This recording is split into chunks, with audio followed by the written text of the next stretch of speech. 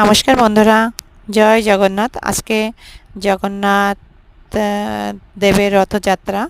তো সেই উপলক্ষে জগন্নাথ দেবের রথ কীভাবে প্রস্তুত হচ্ছে সেটা দেখার জন্য আমি গতকাল গল্লামারী ইস্কন মন্দিরে গিয়েছিলাম। তো এই যে শুরুতেই দেখেন গেট, অসম্ভব সুন্দর করে গেটটা সাজিয়েছে,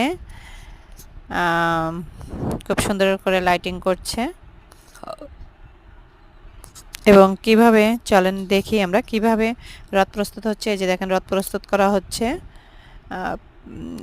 এই সাইডে স্টেজ করা হচ্ছে।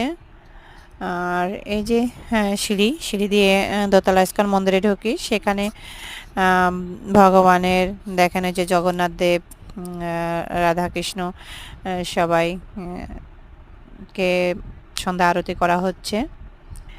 আর প্রচুর ভক্তবৃন্দ আছেন যারা ভক্তি সহকারে ভগবানের নাম গান করছেন, নৃত্য করছেন।